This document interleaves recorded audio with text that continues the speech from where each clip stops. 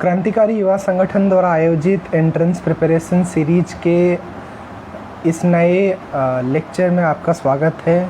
मैं पृथ्वीराज मैं आज आपको डीयू में एमए हिंदी के प्रस्तुति के संबंध में, एमए हिंदी प्रिपरेशन के संबंध में आपसे बात कर रखूँगा। दोस्तों, क्रांतिकारी युवा संगठन के द्वारा छात्रों के लिए एक एंट्रेंस प्रिपरेशन सीरीज आ रहा है, जो खास करके दिल्ली यूनिवर्सिटी में जो एंट्रेंस होंगे उसके लिए ये केंद्रित है। आज के इस वीडियो में हम डीयू में एमए हिंदी को लेके बात करेंगे कि एमए हिंदी के लिए हम किस तरह से प्रस्तुति करें, किस तरह से हम दिल्ली यूनिवर्सिटी के एमए हिंदी की एंट्रेंस को पास कर सकते हैं, एमए हिंदी में किस तरह से हम दाखिला ले सकते हैं।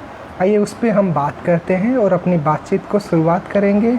उससे पहले मैं क्रांतिकारी युवा संगठन का धन्यवाद देना चाहता हूं, जिन्होंने मुझे ये मौका दिया ताकि मैं अपनी बात को उन छात्रों तक पहुंचा सकूं जिन्हें सहायता की ज़रूरत है। और क्रांतिकारी युवा संगठन लगातार उन लोगों के बीच में काम करता रहा है, उन छात्रों की मदद करता रहा है जो समाज के हाशिए के हिस्से से आते रहे हैं। तो इसके लिए मैं क्रांतिकारी युवा संगठन का शुक्रिया अदा करता हूं और इसी के साथ आज के इस वीडियो की शुरुआत करता हूं। साथियों, डीयू में एमए हिंदी जो है उसमें एक तो यूनिवर्सिटी में मेन फैकल्टी में एमए हिंदी की पढ़ाई होती है और उसमें जो सीटें काफ़ी ज़्यादा निकलती हैं, लेकिन करीबन 580 सीटें अब की बार इस सेशन के लिए निकली हैं। और 580 सीटों में जो एडमिशन है वो दो तरीक़ों से होता है, एक मेरिट से होता है और एक एंट्रेंस बेस से होता है। मेरिट के माध्यम से उन छात्रों का होता है जो उन छात्रों ने दिल्ली यूनिवर्सिटी से ही अपनी पढ़ाई की हुई है, बैचलर की पढ़ाई की हुई है हिंदी ऑनर्स के साथ।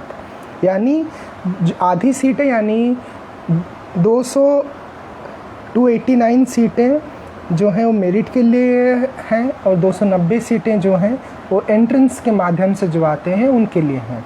और दोनों माध्यमों में अगर हम रिजर्वेशन की बात करें कि किस कैटेगरी के छात्र छात्राओं को कितनी सीटें आवंटित की गई हैं, उस पे देखें तो 117 सीटें जो हैं वो मेरिट में भी और एंट्रेंस में भी और जनरल कैटेगरी के लिए रिजर्व हैं। उसी तरीके से 78 सीटें ओबीसी के लिए, 44 सीट एससी के लिए मेरिट में और 43 सीट एससी के लिए एंट्रेंस के लिए रिजर्व हैं। उसी तरीके से एसटी के लिए 22 सीटें और जो छात्राएं ईडब्ल्यूएस श्रेणी से आते हैं उनके लिए 29 सीटें उसके लिए रिजर्व हैं। जब आप डीयू एमए की परीक्षाएं देना चाहते हैं तो उसके लिए एक अलग अलग एलिजिबिलिटी है, और जब हम एंट्रेंस और मेरिट की बात करते हैं तो उन दोनों की एलिजिबिलिटी अपनी है और उन दोनों के लिए एलिजिबिलिटी अलग अलग है। जो मेरिट से छात्र आना चाहते हैं, मेरिट से यानी जो डीयू के ही छात्र रहे हैं जिन्होंने एमए हिंदी की पढ़ाई की हुई है दिल्ली यूनिवर्सिटी के किसी कॉलेज से, तो उनके लिए जो मेरिट के लिए है तो 65% मिनिमम एलिजिबिलिटी है जनरल के लिए। ये मेरिट के छात्रों के लिए है, एंट्रेंस के लिए नहीं। एंट्रेंस के लिए अलग एलिजिबिलिटी है, मिनिमम एलिजिबिलिटी जिसको हम कहते हैं। तो 65% जो है 65% जनरल के लिए मेरिट बेस्ड एडमिशन के लिए एलिजिबिलिटी है। उसी तरीके से ओबीसी के लिए 58.5%, एससी और एसटी के लिए भी 58.5% मिनिमम एलिजिबिलिटी है मेरिट बेस्ड के लिए। मेरिट बेस में आप बिना एंट्रेंस दिए भी कर सकते हैं, लेकिन जब आप एंट्रेंस के लिए बैठना चाहते हैं तो आपकी एलिजिबिलिटी अलग है। जो जनरल छात्र हैं वो छात्र 50% एलिजिबिलिटी उनके लिए है, एमए जिन्होंने बीए हिंदी ऑनर्स किया हुआ है, और 45% है एससी एसटी के लिए। लेकिन इसके अलावा जो छात्र बीए प्रोग्राम किए हुए हैं, जो छात्र बीए पास से हैं, तो उनके लिए भी एमए हिंदी का एंट्रेंस देना संभव है। उसके लिए एमए हिंदी का जो एंट्रेंस देना चाहते हैं उसके लिए उन्हें कम से कम 2 पेपर अपने बैचलर के पूरे दौर में हिंदी की पढ़ाई करनी होगी। जिन छात्रों ने 2 पेपर हिंदी की पढ़ाई की हुई है, 100 नंबर के 2 पेपर, वो छात्र एमए हिंदी के लिए अप्लाई कर सकते हैं, उसके लिए आवेदन कर सकते हैं। और उसके साथ साथ ये है कि आपके उन दोनों पेपर में, हर पेपर में कम से कम 50% आपको रखने होंगे नंबर, और आपका जो कुल अंक है, जो टोटल एग्रीगेट नंबर है, वो कम से कम 45% से ज़्यादा होना चाहिए। उसी तरीके से जो बाहर, दिल्ली यूनिवर्सिटी के बाहर के छात्र हैं, उनके लिए भी यही है कि उनके लिए जो मिनिमम एलिजिबिलिटी है, उनके लिए 55% जो है उनका एग्रीगेट होना चाहिए। यानी अगर कोई इग्नू से बीए किया हुआ है, अगर कोई अन्य बोर्ड से किया हुआ है, चाहे वो यूपी से हो, हरियाणा से हो, उड़ीसा से हो, तमिलनाडु से हो, तो उसको 55% एग्रीगेट नंबर चाहिए। और हिंदी में कम से कम 2 पेपर या हिंदी ऑनर्स अगर है तो 50% मिनिमम नंबर उसके होने चाहिए, तभी जाके वो एंट्रेंस में बैठ सकता है। तो अगर मैं इन चीज़ों को वापस दोहरा दूं तो जो मेरिट बेस के लिए है वो 65% मिनिमम एलिजिबिलिटी है कि कम से कम 65% नंबर है जनरल के लिए, 58.5% ओबीसी एससी एसटी के लिए। उसी तरीके से जो ऑनर्स किए हुए हैं दिल्ली यूनिवर्सिटी से, उनके लिए अगर एंट्रेंस में 50% है हिंदी में और एग्रीगेट है 45%, जो बाहर से हैं उनके लिए है 55% एग्रीगेट, 50% हिंदी। तो ये आपका नंबर स्कीम है। और अगर आपको इन सब चीज़ों में कोई कन्फ्यूजन है या आपको इससे लेके आपको बेहतर जानकारी चाहिए, तो आप हमारे नीचे जो कमेंट बॉक्स है उसमें भी आप अपने सवाल, आप अपने सुझाव नीचे दे सकते हैं। इसके बाद अगर हम देखें तो एमए हिंदी की प्रस्तुति हम कैसे करें, उसका सिलेबस बहुत व्यापक है। जब हम हिंदी का सिलेबस देखते हैं तो मूल तौर पे 3 हिस्सों से सवाल आते हैं। एक है एमए हिंदी के प्रिपरेशन के लिए सबसे ज़रूरी है हिंदी साहित्य का इतिहास, उसके बाद है भारतीय और पाश्चात्य काव्य शास्त्र, और जो तीसरा है व्याकरण। तो इन 3 हिस्सों से सवाल आते हैं, और ज़्यादातर सवाल जो हैं वो आते हैं हिंदी साहित्य के इतिहास के हिस्से से, क्योंकि हिंदी साहित्य का इतिहास एक व्यापक और विस्तृत क्षेत्र है जिससे अलग अलग हिस्सों से आते हैं। और जब आप हिंदी साहित्य के इतिहास को देखेंगे उसमें भी एक वरीयता क्रम है, उसमें भी एक किस हिस्से से ज़्यादा सवाल आते हैं। खास करके जो आधुनिक काल का हिस्सा रहा है उस हिस्से से काफ़ी ज़्यादा सवाल आते हैं, क्योंकि आधुनिक काल का इतिहास ज़्यादा विस्तृत तरीके से लिखा गया है बाकी कालखंडों के मुकाबले। तो जब हम हिंदी साहित्य के इतिहास को देखते हैं उसमें खास करके 4 खंड मौजूद रहते हैं: आदिकाल, भक्तिकाल, रीतिकाल और आधुनिक काल। तो आदिकालीन साहित्य में आपको खास करके कुछ चीज़ों पे ध्यान देने की ज़रूरत है, क्योंकि ये जो परीक्षा है वो ऑब्जेक्टिव टाइप परीक्षा है, मल्टीपल चॉइस सवाल उसमें आते हैं। आपको उसमें 4 ऑप्शंस मिलते हैं और आपको 4 विकल्पों में से एक सही विकल्प चुनने की ज़रूरत पड़ती है। तो इसी के साथ मैं उसका भी एक पैटर्न आपको बता ही देता हूँ कि आपको अगर जो 4 सवाल आते हैं उनमें से अगर आप सही सवाल का जवाब देते हैं तो आपको 4 नंबर मिलेंगे। यानी कुल जो 100 सवाल आते हैं आपके कुल नंबर हैं 400। आपके सही सवाल के लिए आपको 4 नंबर मिलेंगे और हर गलत सवाल के लिए आपका 1 नंबर कट जाएगा, यानी नेगेटिव मार्किंग इसमें है। तो जब आप परीक्षा में बैठते हैं तो आप इस बात को ध्यान में रखें कि इसमें नेगेटिव मार्किंग है, और चूंकि इसमें नेगेटिव मार्किंग है तो आपको जो सवालों के बारे में बिल्कुल जानकारी है नहीं, आप उन चीज़ों के ऊपर भी ध्यान दें कि उसका जवाब आप छोड़ दें, क्योंकि गलत जवाब के चलते आपको 1 नंबर आपका कट सकता है। तो जब आप हिंदी साहित्य के इतिहास को देखते हैं, जब हम सिलेबस को देखते हैं, हिंदी साहित्य के इतिहास में आदिकाल का हिस्सा है, और आदिकाल के हिस्से में आपको खास करके जो अलग अलग साहित्य मौजूद हैं, चाहे वो सिद्ध साहित्य हो, नाथ साहित्य हो, जैन साहित्य हो, रासो साहित्य हो, और खास करके जो अपभ्रंश साहित्य है और लौकिक साहित्य है, इन सब चीज़ों के ऊपर आपको चीज़ देखा जाएगा, आपको इन पे सवाल आएगा। खास करके सिद्ध कितने थे, नाथ कितने थे, उनकी रचनाएं क्या क्या हैं, क्योंकि आदिकालीन और भक्तिकालीन परिवेश में जो रचनाएं हैं एक एक साहित्यकारों की कम हैं, कुछ साहित्यकारों को छोड़ दें तो मौजूद जो साहित्य हमारे पास है उनके नाम हमें पूछे जाएंगे कि इसके रचयिता कौन थे, इसके रचयिता कौन थे। इसके अलावा एक और सवाल जो आदिकाल से ज़्यादा आता है कि किस आलोचक या किस इतिहासकार के अनुसार कौन हिंदी के पहले कवि रहे हैं। जैसे पुष्य या पुंड को शिव सिंह सेंगर मानते हैं हिंदी का पहला कवि।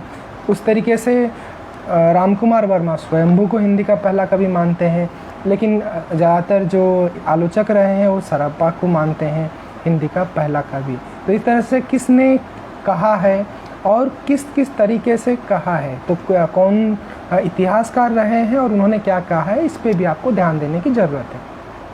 उसके बाद आदिकाल में जो आपको एक और चीज़ ध्यान देने की ज़रूरत है कि अलग अलग लोगों ने आदिकाल का नामकरण भी अलग अलग तरीके से किया है। आपको इन नामकरणों पे भी ध्यान देना पड़ेगा, खास करके अलग अलग लोग जो रहे हैं। रामचंद्र शुक्ल का जैसे वीरगाथा काल रहा, हजारी प्रसाद द्विवेदी का आदिकाल रहा, मिश्र बंधुओं का नाम अलग है। तो इस तरीके से चारण काल, संधि काल, तो आप इन चीज़ों को भी ध्यान में रखें, क्योंकि इनसे भी सवाल आते हैं कि इस काल का नामकरण किसने दिया यार, इस आलोचक का नाम किसने, इस आलोचक ने आदिकाल का, भक्ति काल का, रीतिकाल का, आधुनिक काल का, अलग अलग आलोचकों ने किस तरह से नाम दिया। तो उसके बाद जब हम आदिकाल के बाद जब हम भक्ति काल आते हैं, तो भक्ति काल में आपको खास करके जो सवाल आएंगे, दो तरीके से सवाल आएंगे। एक सवाल आएंगे कि भक्तिकालीन प्रवृत्तियां क्या रही, क्योंकि भक्ति काल में सगुण और निर्गुण के बीच में दो भेद हैं। सगुण भक्ति के अंतर्गत भी दो धाराएं हैं, राम भक्ति और कृष्ण भक्ति। उसी तरीके से निर्गुण धारा में भी दो शाखाएं हैं, ज्ञान मार्गीय संत, प्रेम मार्गीय सूफी। तो इन चारों को भी आपको ध्यान से रखना होगा। इन चारों धाराओं की प्रवृत्ति क्या रही, संत काव्य की प्रवृत्ति, सूफी काव्य की प्रवृत्ति, राम काव्य और कृष्ण काव्य की प्रवृत्तियाँ क्या रही, इसको आपको ध्यान में रखना होगा। उसी तरीके से आपको इस बात का भी ध्यान रखना होगा कि इस धाराओं के प्रमुख कवि कौन कौन रहे हैं। जैसे संत धारा में जो प्रमुख कवि हैं, कबीर हैं। कबीर के अलावा आपको दादू मिल जाएंगे, आपको रहदास मिल जाएंगे, आपको बाकी सुंदरदास मिल जाएंगे, गुरु नानक मिल जाएंगे। उसी तरीके से सूफी में जायसी मिलेंगे आपको, कुतुबन, मंजन। तो इनकी रचनाएं क्या रही हैं, ये किस दौर में आते हैं, आप इनको को ध्यान में आपको रखना होगा। खास करके बहुत सारे सवाल तुलसी पे आते हैं जो राम भक्ति शाखा के हैं, और सूर पे आते हैं जो कृष्ण भक्ति शाखा पे हैं। आपको इन चीज़ों का भी ध्यान रखना है, और साथ में इस बात को भी ध्यान में रखना है कि राम भक्ति और कृष्ण भक्ति में अलग अलग संप्रदाय रहे हैं, जैसे वल्लभ संप्रदाय, निम्बार्क संप्रदाय। तो इन संप्रदायों के आचार्य कौन थे, इनका मत क्या था। जैसे वल्लभ संप्रदाय का पुष्टि मार्ग है, तो इस तरीके से अलग अलग संप्रदायों के सैद्धांतिक मत क्या रहे हैं और उनके प्रवर्तक कौन कौन रहे हैं, इस पे भी आपको ध्यान देना होगा। उसके बाद हम आते हैं रीतिकाल। रीतिकाल में आपको तीन तरीके के कवि दिखते हैं। आपको रीतिबद्ध कवि जो रीतिकालीन परिवेश में लक्षण ग्रंथ लिखते थे। उसके बाद रीति सिद्ध कवि जो रीति को केंद्र में रख के कविता लिखते थे लेकिन लक्षण ग्रंथ नहीं लिखते थे। और उसके बाद रीति मुक्त कवि जिसमें घनानंद आते हैं, और ख़ास करके वो अपने वैयक्तिक अनुभवों को, विरह को केंद्र में रखते हुए साहित्य लिखते हैं। तो आपको इन तीन धाराओं के बारे में पढ़ना होगा, इनकी प्रवृत्तियाँ और इसके प्रमुख कवि कौन कौन रहे हैं। तो ये हिंदी साहित्य का आदिकाल और मध्यकाल यानी भक्तिकाल और रीतिकाल है। इन हिस्सों से प्रमुख कवि, प्रमुख प्रवृत्तियाँ और उन प्रमुख कवियों की रचनाएं, ये तीन चीज़ें महत्वपूर्ण हैं। इसके बाद हम आते हैं आधुनिक काल को। जब हम आधुनिक काल की ओर आते हैं, आधुनिक काल में आपको दो धाराएं मिलती हैं, एक पद्य की धारा, एक गद्य की धारा।